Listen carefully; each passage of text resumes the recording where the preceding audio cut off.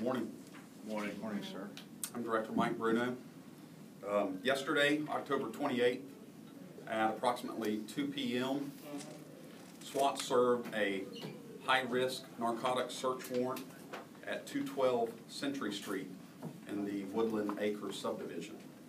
As is the JSO protocol for high-risk search warrants, prior to the serving of the warrant, the SWAT team leaders developed a tactical plan. They called in the officers that are going to be executing that search warrant, and they discussed the Jacksonville Sheriff's Office response to resistance policy. And as I said, that's all our standard protocol. As the officers arrived, they announced over a loudspeaker, a PA system, that they were there to serve a search warrant.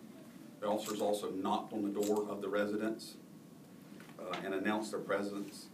While the officers were still outside of the residence, they could hear a female inside saying that the police were there to serve a warrant or that the police were at the house. But the officers still didn't get any response at the door, so the officers went ahead and breached the door and stood at the doorway prior to making entry.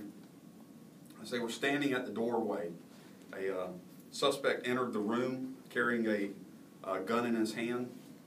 The suspect was armed with a Springfield Arms .40 caliber handgun, and you can see that picture here. That gun was loaded with 1 round in the chamber as well as 8 rounds in the magazine. The suspect has now been identified as Jerry Graham, a black male with a date of birth of 9/1/1981.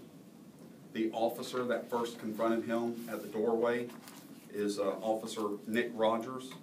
He's a 12-year veteran with the Jacksonville Sheriff's Office and an 8-year veteran for our SWAT team.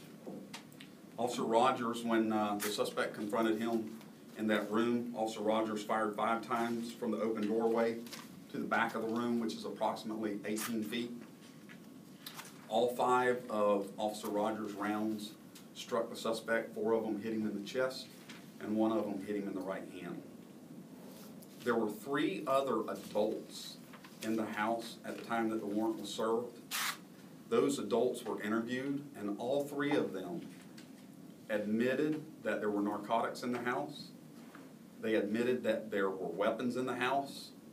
They also knew that the suspect, or admitted that the suspect, was frequently known to be armed with a handgun, and they also knew that he was a convicted felon and should not be in possession of a firearm. So we also have the additional weapons that were located: a rifle, shotgun, a .357, as well as a 9mm.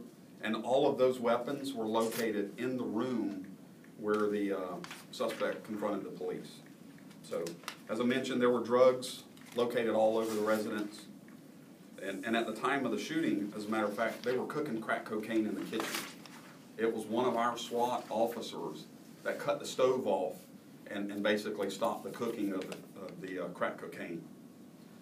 There were 2 children in the residence at the same time, ages 5 and 7, both of them males.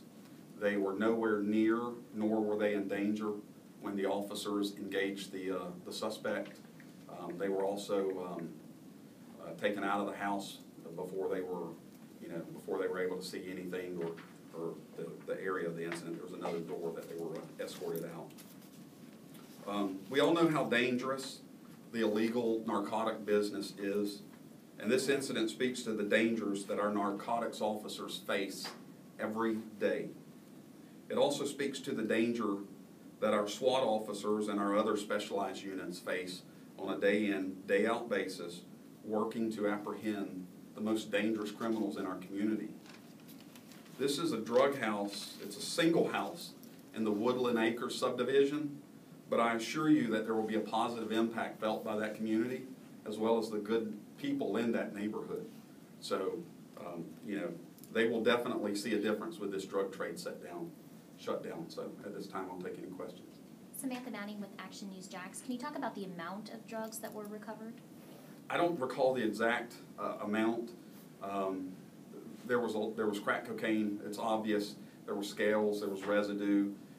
As I mentioned, that there was crack cocaine cooking or beakers and stuff on the stove. So it's obvious that that house isn't just selling there's signs that they were also cooking the drugs there.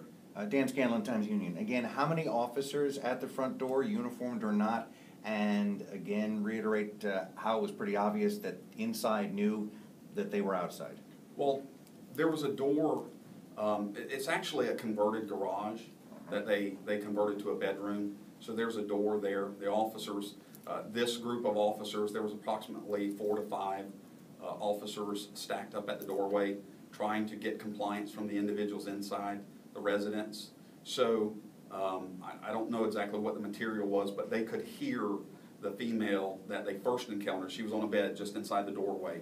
They could hear the female hollering that the police were there. So they could hear that through the walls. Director Bruno, Vic Michelucci, Channel 4 News. What led up to this search warrant? I mean, were there undercover buys? I mean, how long had this investigation been into the alleged illegal activity at this home? I don't know the specific dates, but it's obviously been an ongoing narcotics investigation. As part of that, if I gave you the dates that it started and the dates of the buys, then that kind of exposes our undercover officers as well as our confidential informants. But it's been active and ongoing for long enough to obtain the probable cause to get the warrant to be signed. And so. Was anyone else arrested at the scene? We had seen someone was taken into handcuffs. We didn't know if it was directly related. As a matter of fact, the other 3 adults that were in the house were arrested for a variety of charges, and I believe that's in your packet. Director Clark, Record First Coast News, can you talk about what made this warrant high risk and how you knew about that before you went to that home? While we're doing the narcotics transactions, buys, and while we're surveilling, we're developing intel on the target. And part of that is, like I said, the people in the neighborhood or the people that are going up there doing the buys, they see either the individual's armed with a weapon or they know his history or those kinds of things. So that's what led to that. And so that's part of it. But the other part is, any time that you're doing a search warrant, it's high risk. You know, these officers have never been in that house. This individual is there every day. So he knows the layout, he knows where he's placed weapons, he knows all of that information. So it's always the advantage to the suspect in those situations, and that's an elevated risk for our officers, and we recognize that.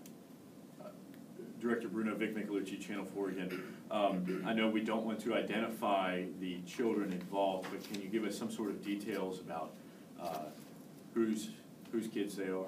The mother was not there, and as I said, they're age 5 and 7. Yeah, age 5 and 7, both boys. The mother was not there. And they're not related to any of the other suspects that were there? I can't speak to the specifics of that. I know that the mother was not there. I do not believe that the Jerry Graham was the father. I do not believe that's the case. But are they in DCF custody now? I believe they were released back to the mother. Any other questions? We know the children were unharmed, but can you talk about the protocol and how it's handled? It's obviously a delicate situation when they're serving this kind of a warrant and kids are in the home. Right. Well, and it is a delicate situation. As things progress from the initial confrontation with the officers and as the residence is secured and we identify that there's children in there, we recognize our goal is to minimize the impact to these children. These children are victims too. I mean, they're growing up in a crack house and they have no say in this.